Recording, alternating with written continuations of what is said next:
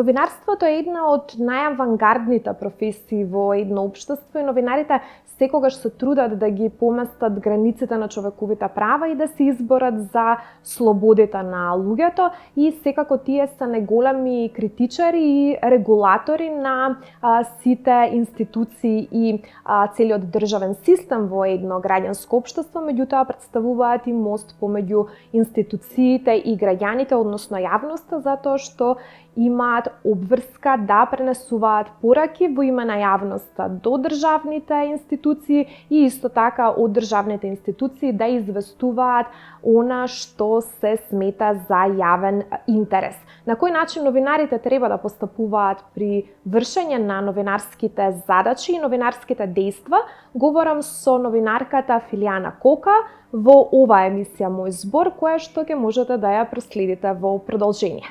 Останете со нас.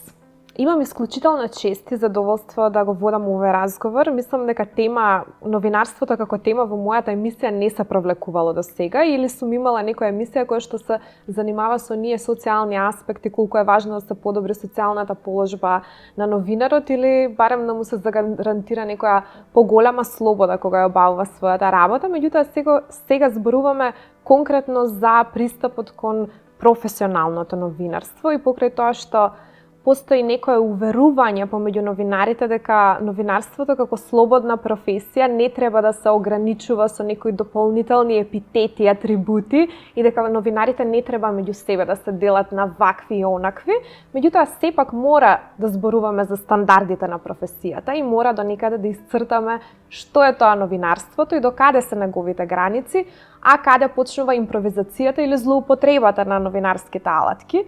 Ти благодарам што прифати да зборуваме на оваа тема професионално новинарство и како новинар со богато новинарско искуство можам да кажам дека буквално целиот твој живот е посветен на новинарството и мислам дека нема да погрешам ако го кажам тоа. Колку е тоа искуство потребно за да се изгради тој сензибилитет новинарски, таа вештина да се препознае професионално известување и професионален новинарски пристап кон темата од она што е аматеризам или лаичко толкување во новинарството, колку е тоа искуство важно? Магдалина, благодарам на поканата да прозбориме во смисла на она замисла што ја имате за оваа ваша емисија.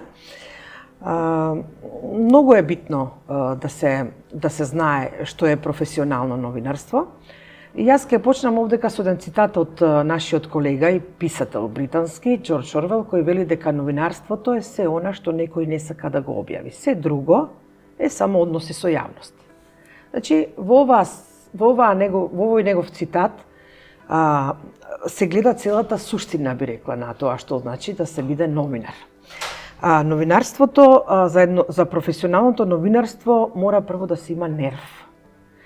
Знаете како друго е да бидете заталкани во професијата, а е друго да го негувате и да имате порив, да имате нерв за тоа што значи новинарство.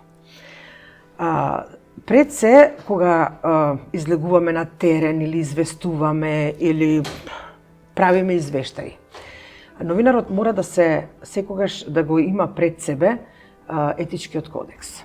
Без етички кодекс нема професионално новинарство. Сега некој може би ќе каже не може да е така децидно, но според мене тоа е уставот на новинарството. Етичкиот кодекс ќе ве води кога ќе излезете на некој непознат терен, како во тунел, да речеме, не знаете, излагате на терен, вели таму има пожар, има поплава, има, не знам, некој настан или мафијашки пресметки, како што ги имаме последните денови и така натака, и вие сте во непознаница. Вашиот светилник, значи светилникот на еден новинар во тие моменти е потсетување на овие членови од кодексот, на уставот и исто така, што е многу битно, на Европската конвенција за човекови права, членот 10.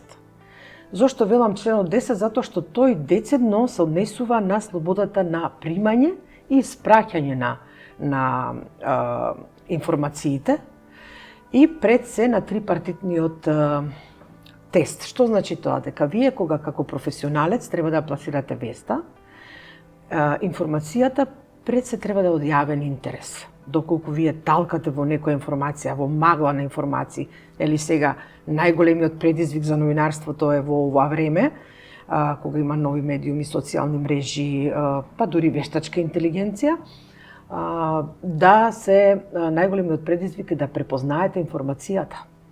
Значи имаме многу лажни вести, ќе збориме и за тоа разликата меѓу лажна вест и дезинформација. И во тој обид да знаете што треба да пласирате, е многу битно да го направите тој трипартитен тест, кој што вели дека јавниот интерес е над се останато.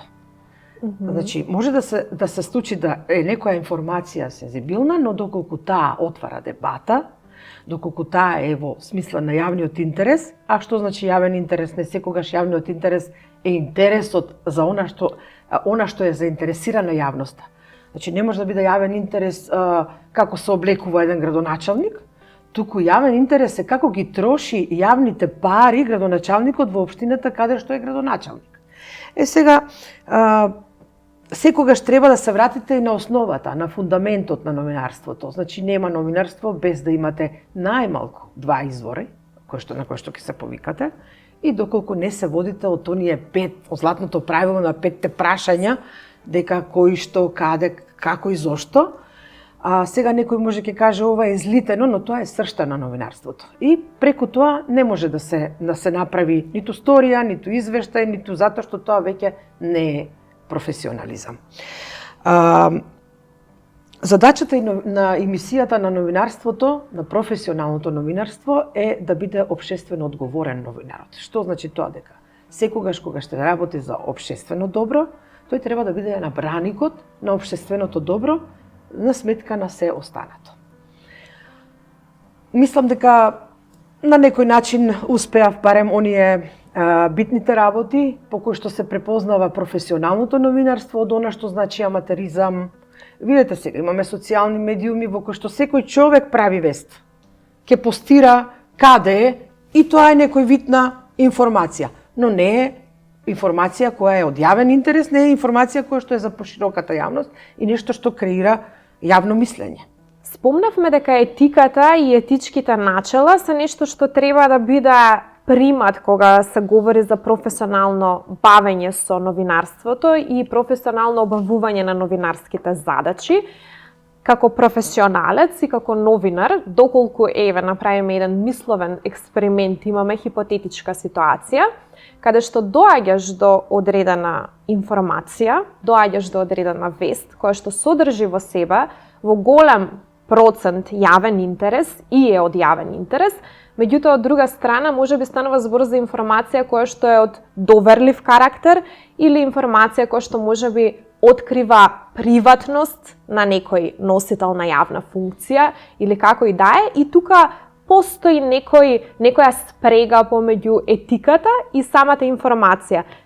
По што се водиш тогаш? Дали се водиш од јавниот интерес и ја објавуваш информацијата и покрај тоа што си свесна дека можеби ќе скршиш некои етички правила или се држиш апсолутистички до тоа дека треба да бидеш етичен новинар во известувањето? Не е воопшто лесно. Значи, за ваков вид на одмерување на јавниот интерес и тоа што значи дека е доверлив документ кој што е под нешто што се работи за истрага, особено, бара исклучително големо искуство на новинарот. Искуство кое што, доколку е некој помлад новинар, особено треба се во тие моменти да се консултира со некој новинар кој што е повеќе во новинарството, кој што има поголемо искуство, затоа што тука навистина треба да се одмери точно. Сега не толку прецизно да кажеме, никогаш не можете. Кој е јавниот интерес на таа информација што сме добиле и колку е тоа доверливо. Имавме ние случај пред години кога еден наш колега Кежаровски, заради тоа што во еден судски процес објави информации за кои што властите тврдеа дека се работи за откривање на детали од истрага.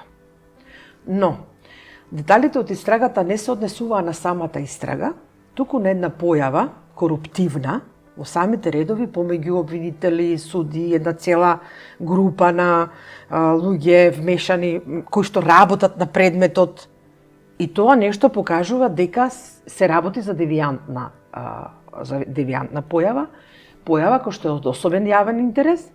Јавен интерес заради тоа што луѓето, граѓаните сакаат треба да знаат дека нешто не е во ред со системот, со судскиот систем, со обвинителскиот систем, преку призмата на овој предмет за кој што се вида дека имало во самата постапка коруптивни, судирна интереси и сите други действија кои што понатака беа. Но нашиот колега остана 2 години во притвор, па во затвор, со тоа што на некој начин под притисок на Сдруженијето на новинарите беше ослободен пред време, затоа што имаше 4 годишна казна. И тоа е, мислам, дека особен греф на системот да еден новинар кој што се обидува да потенцира, да даде до знаење дека системот е јалов во некои делови, без да при тоа да навлегува во истрагата. Затоа што ако вие обелодените детали од истрагата, вие ја рушите истрагата и на вистина, тоа веќе не е новинарство. И тоа нема врска со јавниот интерес. Но доколку вие прикажувате дека во таа истрага се подметнуваат, да речеме, постапуваат непрофесионално, неетички, суди, служби во самиот суд, не знам, сведоци, не знам кој да е инволвиран, тогаш сосема е оправдано ова што го сторил колегата. Ке се вратам повторно на Европскиот суд на Европската конвенција за човекови права. Ако ја погледнете судската пракса на Европскиот суд за човекови права, ќе видите многу вакви случаи во кои што судот се изјаснил дека тука нема прекршување на етиката, нема прекршување на стандардите, на нормите на новинарот, туку се работи за чисто јавно добро и дека тој новинар бадијала е осуден или му се земало за греф. Зошто велам дека тој трипартитен тест е многу битен и дека треба да, доколку немаат услови да се обучуваат на разни обуки, можеби треба сами, особено помладите колеги, да почнат да ги проверуваат, да ги читаат, да ги гледаат како судска пракса, за да не залутаат во некои води каде што би биле, можеби ќе имаат, ќе се огрешат пред кодексот, ќе се огрешат пред уставот, пред законите, и за да бидат сигурни дека тоа што го прават е во јавен интерес. Го кажувам како пример, бидејќи, еве ќе земам уште еден пример, како од прилика се движи, затоа што ова најчесто правото на слобода на изразување го споменуваат во суди и со правото на приватност. Кога е нарушено правото или прекршено правото на приватност, а кога не е? Имаме 2 случаи еклатантни со принцезата од Монако. Јас на сите помлади колеги, кога држам обуки и во самото обкружување, кога сме на настан, им го споделувам ова. Тоа е еден толку едноставен пример. Принцезата од Монако, која што била со својот сопруг во дворот на својот дом, била сликана од папараци, што она правила со низиниот сопруг, и таа се пожалила поднела жалба до судот во Страсбург, дека низината приватност е нарушена. И точно судот донел одлука дека низиното право на приватност е повредено, затоа што нема никаков јавен интерес што она прави со својот сопруг, што таа си во своето слободно време прави со сопругот во сопствениот дом. По известно време незиниот татко, кралот од Монако, значи бил на смртна постела. Таа со својот сопруг отишла на скијање. Папараците ја снимале и го објавиле тоа. И таа повторно се жали дека е нарушено правото на приватност. Но судот во овој случај вели не. Овде се работи за јавен интерес. Зошто? Затоа што ти си ќерка на кралот и јавноста има право да знае како се однесуваш кон сопствениот татко, а дури како и ќе се однесуваш според тоа како се однесуваш со својот татко, како ќе се однесуваш со нацијата. Значи, тие се тие финеси кои што мораме да ги одмериме кога се работи за јавен интерес, а кога се работи за некое право. И кога е дозволено да се направи тоа. Мислам дека преку овие два примери доволно може да се види што значи да се етиката, во кој случај, и што значи јавниот или нешто од голем јавен интерес. Новинарството е секогаш во корелација со медиумите.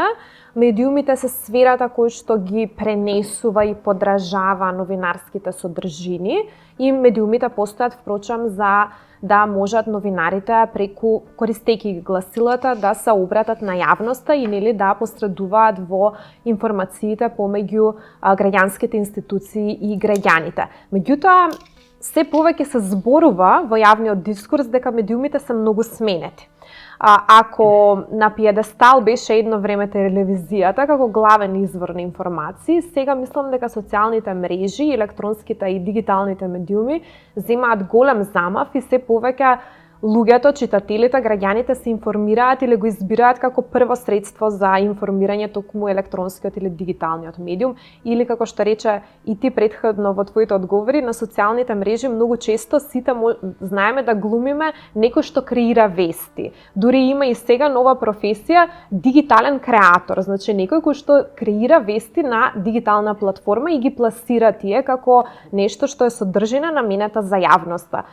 Твоја критичка оценка колку медиумите се сменети, колку е променета нивната да кажам поставка, нивното функционирање и колку тоа влијае врз самото професионално новинарство. Колку професионалните новинари можат да останат имуни на сите оние феномени кои што им се наметнуваат како резултат на настанување и изникнување на нови медиуми, платформи, дигитални алатки, па и вештачка интелигенција еве. Многу деликатно е новото време, мислам, самите појавата на нови медиуми, социјални мрежи, па и вештачката интелигенција. Во однос на тоа каде оди и каде ќе оди новинарството, затоа што во оваа смисла новинарите треба да се водат со разграничување што е традиционално, што се мајнстрим, што е социјална мрежа, што е нов медиум. Јас гледам од еден друг агол дека секогаш кога има промени, нормално кога тие промени доведуваат до напредок, тоа е многу добро за секоја област, па и за новинарството. Не велам дека е зло дека ги има овие социјални мрежи, дека има нови медиуми, затоа што се отргнавме од таа временска рамка. Сега сте во Њу Йорк, вас ве гледаат во живо. Тоа е едно голем напредок на информацијата, на полетот на информацијата и нејзиното пласирање на место каде што треба. Значи ги немаме временските рамки. Сега се вклучувам и сега сум во вашиот дом. Не треба да се монтира, не треба да се прави, значи тоа е она што гледачот го има како придобивка. Другата страна, другата медала која што го прави, која што го спречува, му пречи на прогресот на информирањето, се лажните вести, дезинформациите, ксенофобијата, говорот на омраза, кој за жал ги има многу и кој што се специјален спрема мене предизвик за еден новинар. Пред малку кажав дека многу е тешко да се препознае. Зошто? Според една статистика, лажните вести се шират 6 пати побрзо од вистината. Европската комисија, една работна група во рамки на Европската комисија, предупреди и испрати порака дека многу посоодветен термин е дезинформацијата од лажната вест. Зошто? Вели вака, ако велите лажна вест, прво, секогаш се асоцира дека таа лажна вест е целосно неточна информација. А ако кажете вест, тогаш се смета дека веста е нешто што од традиционален, автентичен медиум доаѓа. Затоа, многу посоодветно да кажете дека се работи за дезинформација, дека се работи за говорот на омраза е препознатлив, ксенофобијата е таа препознатлива, но тука имаме најголема дилема кога се работи за ова е според мене најголемата пречка на развојот на слободата на изразување, на допирот на вистината до гледачот, слушателот, оној што ја прима информацијата.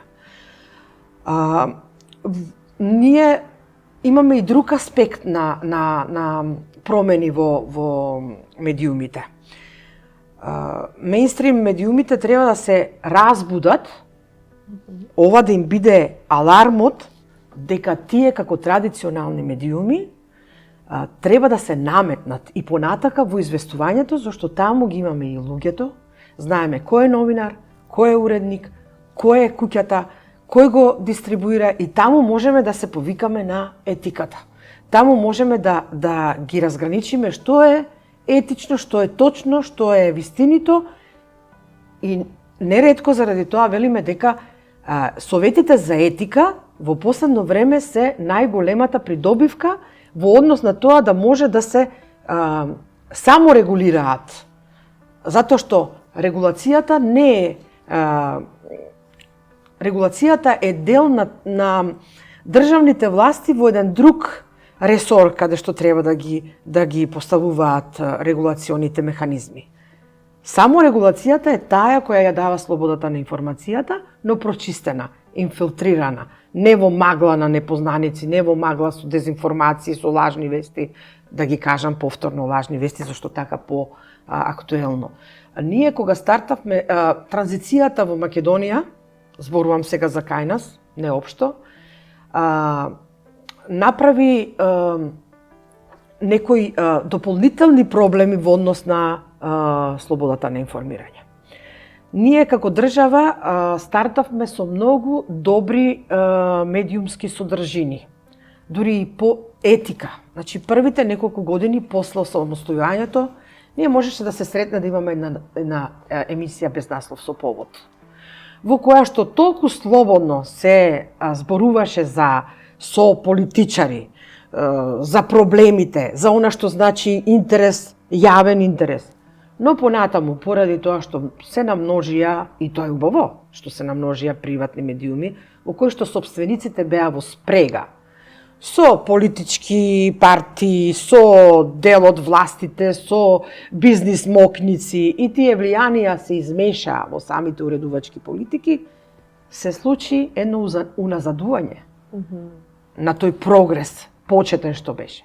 Но верувам дека откако во последните години успеавме да го јас бев во работната група меѓу останатите кои што бевме со голема надеж и успеавме да го формираме, да го основаме Советот за етика, кој што сега е мислам дека од најдобрите механизми за вие како јавност да се пожалите на некоја содржина која што па дури и во новите медиуми, на социјалните мрежи, како еден браник во смисла на тоа што значи професионално. Да. Значи тие се тие промени кои што се така позначајни, за кои што може да се зборува да речеме од оваа перспектива. Сега што ќе дојде како следно, дали ние ќе имаме ќе дојде време кога ќе имаме новинар кој што ќе биде производ на вештачка интелигенција, кој што ќе има со флеш учитано какви вести треба, тоа ќе каже времето, ќе покаже човештвото. Така. Не само кога се обавуваат својата работа, професионалните новинари имаат некоја специфична структура на мислата и структура на говорот, кој што се препознава и веќе по самиот прв печаток што можеме да го направиме од контактот со новинар е дека станува збор за некој кој што се занимава со новинарство. Баш поради таа нели специфична структура и на говорот и на мислата што ја спомнав. Од твое лично искуство еве да ни споделиш малце како еден, да кажам, позабавен момент од овој разговор, каде се ги фаќаш тие моменти од твојот професионален начин и пристап на размислување во она што се нарекува модус вивенди или начин на кој што живееш? Колку новинарството ти влегло во крвта во твоето секојдневие и дали ги имаш оние чести досетки што велат дека се многу специфични за новинарите, секогаш имаат некое подпрашање или навлегуваат во темата од еден подлабински, посуштински, понепосреден пристап? Кои други, аспекти од тоа делување ги забележуваш во својата секојдневна комуникација со твоето обкружување? Кога почнав да работам како новинар, првата реченица што ми ја кажа уредникот, рече: знаеш што, новинарот е 24 часа, 7 дена во неделата новинар. Ма како, му одговорив, како можам да бидам постојано новинар, нели треба и да одморам? Па да, ќе одмориш, но 24/7 ќе бидеш новинар. И тоа остана така. Со текот на времето се навраќам на таа негова порака. Навистина е така. Значи, пак ќе кажам, новинарот кој што не е затолкан во професијата и кој што има новинарски нерв, тој е постојано новинар. Неговите сетила се изострени до тој степен да, например, ние сега разговараме, но јас во позадината ги гледам сите останати детали, сакала или не. Тоа е мојата професионална деформација. И не само тоа, веднаш ме препознаваат или знаат да ми речат во некој разговор со непознати луѓе кога се запознаваме: а да не сте полицајка? Да не работите во полиција? Затоа што многу прашувам, подпрашувам, затоа што не знам дека можеби на луѓето тоа им прави. Необични сме, не сме како останатите, во секој случај не знаеме да, јас барем за себе зборувам, дека навистина некогаш не можам да одделам дали тоа е приватно прашање за некого или за мене е тоа сосема нормално прашање. За некого е прашање кое што не треба да го сподели одговорот, да го сподели со мене, но за мене е тоа нормално прашање. Особено од друга страна ми е многу мило затоа што сум така сензибилизирана, затоа што многу често ги приметувам неправдите по институциите што им се прават на нашите сограѓани, чекање во ред, преку ред влегување во некоја одредена, да речеме, да се случи на лекар, да се случи во некоја институција, катастар, негде каде што секаде некој само да прашам и не знам што, или сум дошла на термин кај доктор и го немам половина час, добро, може би е во сала, може би е некаде, но еве каде е новинарот се препознава. А каде е докторот? Дојде не докторот? А кога ќе дојде? А зошто го нема? А каде е сестрата? Сите тие се чекаат така мирно, но ние ни работи тоа. Што се случува? Што се случува? Зошто не почнуваш? Значи, таа е некоја љубопитност која те гони и во приватниот живот. Или нешто не е праведно, и јас знам дека тоа не е праведно спрема некој пред мене во редот, или на некое патување, и јас веднаш сум тука бунтовник. Да кажам дека видите, вие не сте во право, човекот мора ова да му направите, тоа и тоа е според законот, ако ги знаеме тие некои законски одредби, и тоа е тоа по кое што ние се разликуваме. И мислам дека е добро, дека не е воопшто лошо. Може би некогаш во приватни разговори да е не злонамерно, но пренаглено, да кажам, не знам дали е тоа точниот збор, и тоа се одразува можеби на тие некои релации со луѓето, да речат што е на оваа, што е толку љубопитна, што е интересира неа. Но новинарството си направило траги и во секојдневниот живот. Ние не можеме од тоа да се отргнеме. Нели, новинарот е 24/7. Така е. Потоа, и доколку не сум во моментот, имам слободен ден, се случува пожар.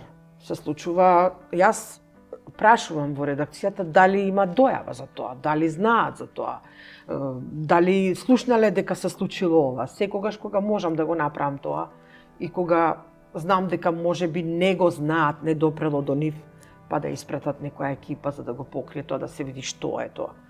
Така. Тоа е тоа и ние сме навистина посебни во тоа. И самокритични по И се самокритични, да. Споминавме некои случувања каде што новинарот и од безбедносен поглед се изложува на некои ризици, да не кажувам за воените репортери или она што се случува може би често во новинарската пракса и во праксата на известувањето, сообраќајни незгоди каде што има навистина многу травматизирачки слики за самиот репортер кој што треба да ги пренесе на јавноста, пожари и така натаму, каде што исто така и новинарот е ставен пред еден ризик голем, дали да го чува и заштитува сопственото здраве и сопственото тело, или треба да мисли да ги оствари сите оние професионални задачи и на еклатантен можен начин да ја пренесе веста на сите кои што се гледачи, односно кои што треба да ја добијат информацијата, затоа што тие се од другата страна, не се таму и практично само гласот и мимиката на новинарот се тие кои што треба да го опфатат и да го концептуализираат настанот таков каков што новинарот и репортерот што е во центарот на случувањето го гледа и го восприема.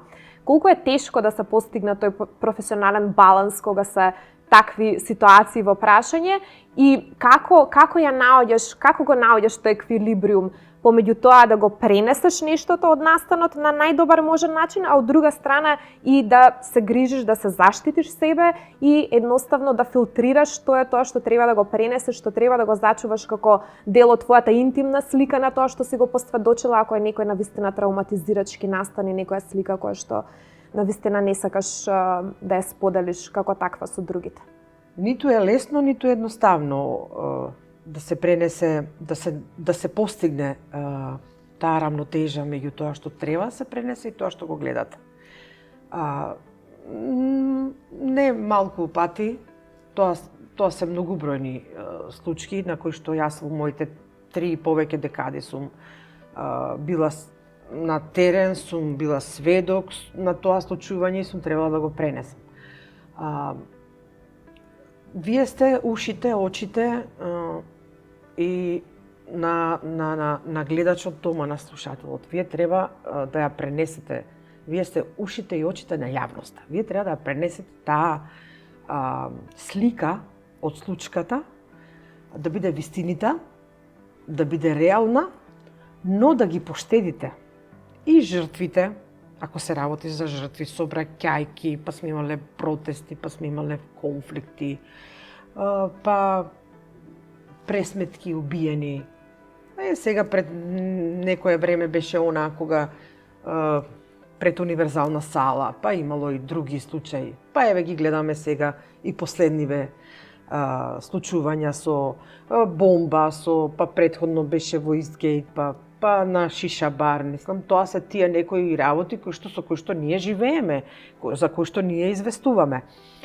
Не е воопшто лесно, а балансот, пак ќе кажам, доколку го имате пред очи етичкиот кодекс и доколку знаете до каде треба со слика и со збор да одите и од каде треба да престанете, а повторно некако да ја опишете таа случка и да ја пренесете точната информација, тогаш секи ви биде едноставно на вас, на самиот репортер, известувач, на местото, дали тоа ќе биде во живо вклучување, уште покомплексно е ако е тоа во живо вклучување, кога околу се уште се случуваат, има уште некој действува, нешто се случува, се зимаат примероци од, да кажеме, од доаѓа крим техника.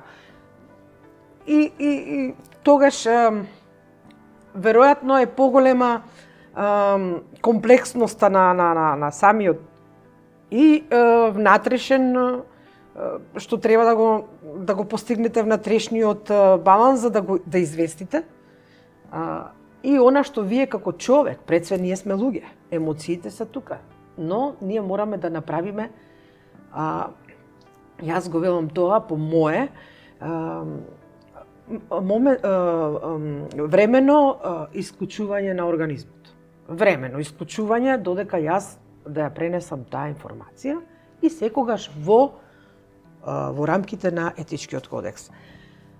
Овде посебно ќе кажам дека поинаку е кога ќе одите на протест, сега и нашиот интегритет физички најчесто е во тие случаи нападнат.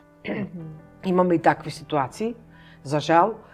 Одиме на протест и ако телевизијата која ја препознаат, ја перцепираат како нивни непријател, дека она непријателски нешто известувала за нив, тогаш вие сте таргетот. Иако сте на местото дојдени само заради својата професија и да им помогнете да ги пренесат своите пораки за тоа што протестираат. Тогаш и ние стануваме жртви. Тогаш е уште потешко да известувате. Тогаш треба да надминете и сопствената болка и да известите доколку сте во состојба. Некои наши колеги не можеле да го толку била таа повреда голема што завршиле на ургентно, не можеле повеќе да продолжат да известуваат. Сме имали конфликт, воен конфликт во кој што сме известувале и тогаш треба да се внимава како се известува, што се кажува. Значи, многу ситуации. Сакам да кажам дека секогаш треба да го направите балансот до каде со збори со слика и од каде. Затоа што јас имам една статистика овде, сакам да ја прочитам за да не биде дека ќе ја кажам погрешно. Во однос на тоа кои се најчестите прекршувања на етичкиот кодекс, кој што ги има сумирано Советот за етика. И ќе видите дека објавување на непроверени, неточни информации, имиња, податоци, возраст, како и тенденциозно информирање. Број 1. Број 2. Непочитување на приватноста и болката. Ова што го зборуваме. Број 3. При информирање за злоупотреба на малолетници, објавување имиња или непроверени информации за дете, но и за осомничениот, како иако делото не е потврдено, фотографии, имиња и така натака, непочитување на презумпција на невиност, навредувачки говор и стереотипи за малцински или за чувствителни групи. Еве, самата оваа статистика покажува дека ние најмногу грешиме кога не знаеме да оцениме што е приватно, право на приватност, приватна болка, жртва, каде треба да ги заштитиме и она што значи дали воопшто е јавен интерес да го прикажеме приватното, она што предмалку го зборевме, и секако дали постои некаков интерес од тоа ако ние некого повредиме. Мислам, кој е интересот да покажеме дека некој нечие тело е на асфалтот поради во некоја сообраќајна незгода, кога сите знаат што значи сообраќајна незгода и дека некој е повреден. Значи, тука мора да внимаваме многу, како по трет пат ќе кажам, до каде со слика и со збор. Так, и со емоциите на семејството кое што може да го посведочи. Токму тоа. Ја спомена максимата што ќе ја паметиш за цел живот и што ти била водилка кога си почнала да се занимаваш со новинарство, дека новинар е секогаш новинар 24 часа во денот, 7 дена во неделата. Меѓутоа, кога некој од почетниците колеги ќе ти се обрати за совет и како некој кој што држи и обуки и курсеви за новинарство во рамките на својата професија и во рамките на своето дејствување, на што прво, која е првата лекција што сметаш дека е најважна да им ја пренесеш на твоите колеги, почетници кои што бараат совет од тебе? Освен што секогаш прво им кажувам дека нивната водилка е етичкиот кодекс, им кажувам дека кога ќе почнат да известуваат, да информираат, дека ликот кој што е засегнат со случката треба да биде главниот лик во нивната сторија. Сторијата не сме да биде есеј. Сторијата треба да носи вест. Значи нешто ново во веста да носи, да биде релевантна, значи да биде значајна за заедницата, да биде од јавен интерес секогаш, значи за добро, за јавното добро, да бидат општествено одговорни во таа смисла. Кажавме дека не е се она што ја интересира јавноста јавен интерес и пред се да биде необична. Значи, ако кажете дека куче каснало човек, тоа е обична работа, но ако кажете дека човек каснал куче, тогаш веќе е нешто необично. Пластично го кажувам тоа. Доколку се водат од овие параметри, сметам дека добро ќе си ја завршат својата работа И никогаш да не заборават, еве сега да потсетам, во постапка е на некој начин ревизија на етичкиот кодекс, тоа е добро, тоа го поздравувам. ЗНМ мислам дека го работи со уште некои две организации, не сум во тек, но знам дека се работи на тоа и дека тоа е многу добро, затоа што етичкиот кодекс не е догма и убаво е да се балансира, да се направи согласно ова што го зборевме до сега, новите новини во самата сфера на медиумите и дека е добро да се донесе што побрзо за да можат младите колеги да почнат и во новите околности да го применува. Филијана, ти благодарам за денешното учество во емисијата Мој збор и се надевам дека ќе се видиме веќе во некоја следна емисија и ќе продискутираме за овие промени кои што ги најави во етичкиот кодекс на новинарите. Ми беше чест.